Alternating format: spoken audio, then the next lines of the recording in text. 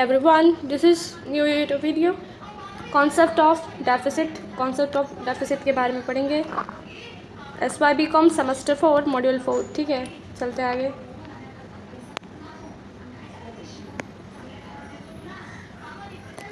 Excuse me.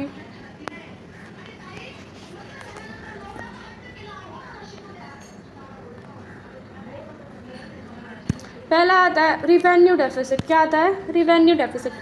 Revenue deficit arise when the revenue expenditure excess the revenue receipt. मतलब revenue expenditure जब ज़्यादा होता है रिवेन्यू रिसिप्ट से. ठीक है, the revenue receipt come from the both direct और इनडायरेक्ट टैक्स. रिवेन्यू कहाँ से होता है? डायरेक्ट और इनडायरेक्ट टैक्सेस से आता है. Will be as form of non taxes sources like interest received on the loan given. उसके बाद dividend, profit, public expenditure, fees etcetera. ठीक है, तो क्या रिवेन्यू रिसिप्ट कहाँ से होगा? बहुत डायरेक्ट और इनडायरेक्ट टैक्सेस.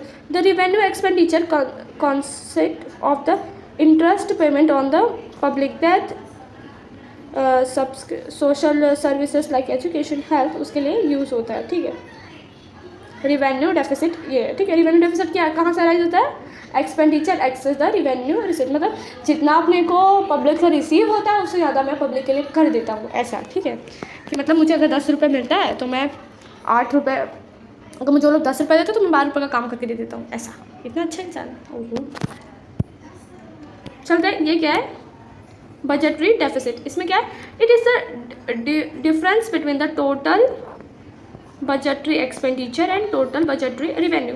मतलब जो एक्सपेंडिचर जितना हम लोग ने लगाया है और जितना मिला है, दोनों में जो डिफरेंस होता है वो क्या है? Budgetary deficit. ठीक है, both revenue and capital expenditure and receipt are considered to arrive at the budget deficit. मतलब दोनों किस में होता है? बोथ रिवेन्यू और कैपिटल एक्सपेंडिचर कहाँ से अराइज होता है? बजट डेफिसिट से होता है.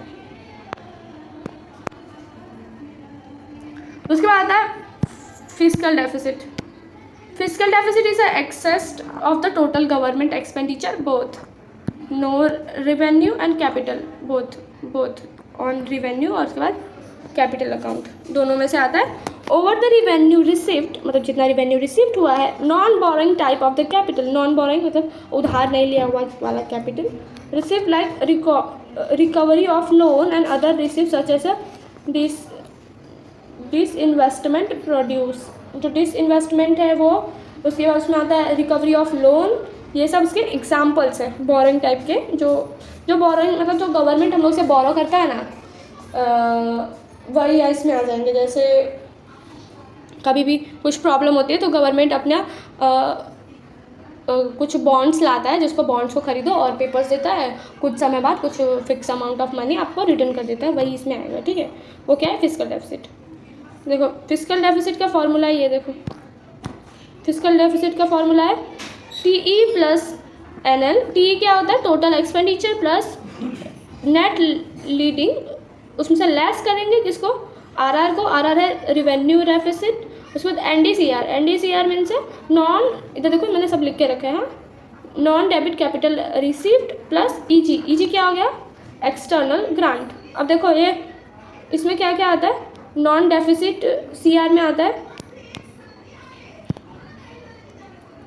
नॉन डेट कैपिटल रिसिप्ट में आता है recovery of loan, other receive such as disinvestment produce etcetera. Example इसमें आता है एक्सटर्नल ग्रांट. एक्सटर्नल जो ग्रांट होता है वो इसका एग्जाम्पल है. ठीक है, किसका भाई साहब? किसकी बात कर रहे हैं हम? फिस्कल डेफिसिट की. किसकी? Fiscal deficit. उसका ये फॉर्मूला है. ठीक है, जो पढ़ा बनने को क्या है? Formula. Fiscal deficit can be a broadly divided into the 2 groups. उसमें आता है 2 ग्रुप में डिवाइड है. फिस्कल डेफिसिट 2 ग्रुप में डिवाइड है. Gross fiscal deficit. उसमें क्या देखते हैं? ग्रॉस फिस्कल डेफिसिट में it refers to the fiscal deficit on the central government as state about. मतलब इसमें दोनों आएगा, सेंट्रल स्टेट दोनों आएगा. ठीक है, तो इसका फॉर्मूला क्या है? ग्रॉस फिस्कल डेफिसिट आएगा TE plus NL. T total expenditure, NL net, उसके बाद RR plus NDCR plus EG. ऊपर मैंने सबका मीनिंग लिखा हुआ है. ठीक है, तो देखो NL होता है नेट लीडिंग, RR होता है रिवेन्यू रिसिप्ट, उसके बाद NDCF नॉन डेट कैपिटल, और EG होता है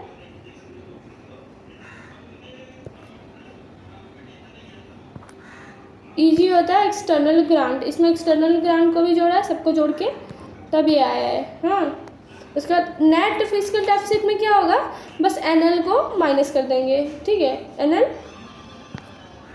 NL को नेट लैंडिंग को जो माइनस कर देंगे तो क्या आएगा, यार चेंज हो जा रहा है, नेट लैंडिंग को चेंज कर देंगे, मतलब लेस कर देंगे तो नेट फिजिकल डेफिसिट आ जाएगा, ठीक है। It is calculated by the deducting the net, इसका वो भी मतलब डेफिनेशन भी वही है जो इधर पे करके दिए, ये प्रैक्टिकल है, उसके ऊपर वाला जो है वो डेफिनेशन हो गया। उसके बाद प्राइमरी डेफिसिट कैसे होगा,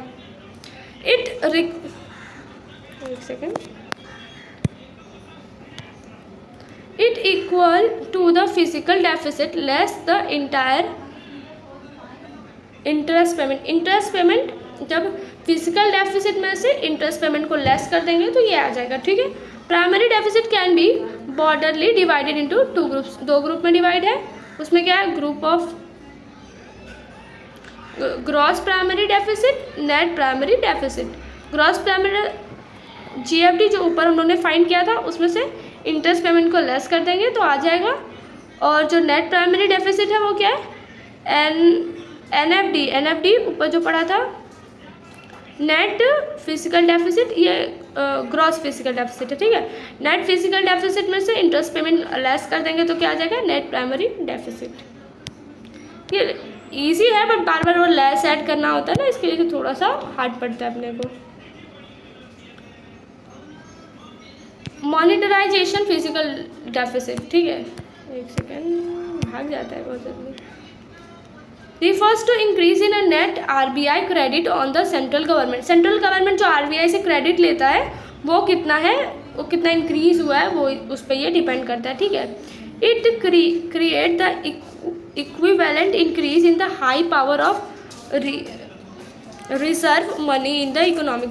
रिजर्व मनी जो है उस पर मतलब हाई पावर मनी जो इकोनॉमी के लिए चाहिए रहता है, मतलब ज़्यादा जब मनी चाहिए रहता है तो गवर्नमेंट या सेंट्रल गवर्नमेंट तो वो RBI से लोन लेती है, किसी चीज़ के बिहाफ पे वो लोन लेती है, ठीक है। Hints the leading rises money supply which can be causes in inflation, जिसकी वजह से इन्फ्लेशन बढ़ता है क्योंकि वो गवर्नमेंट को रिटर्न करना होता है तो वो ज़्यादा महंगाई बढ़ती है इसकी वजह से।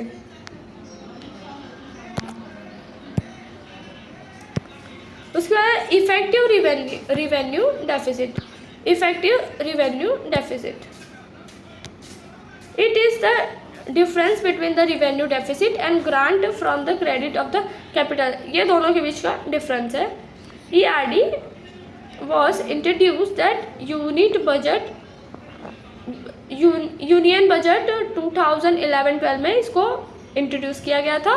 The revenue expenditure of the center included the grant given to the state for the creation of the capital asset. जो ग्रांट दिया हुआ होता है कैपिटल एसेट को बढ़ाने के लिए, क्रिएट करने के लिए, मतलब कैपिटल मतलब जैसे गार्डन पूल ये सब को बनाने के लिए, जिससे आपको को एसेट मिले वो बनाने के लिए। Those by included grant of the creation of the capital asset from the revenue deficit we get the concept of effective revenue deficit. इससे हम लोग इफेक्टिव रिवेन्यू डेफिसिट हम लोग को मिलता है जो कि इफेक्टिव रहता है।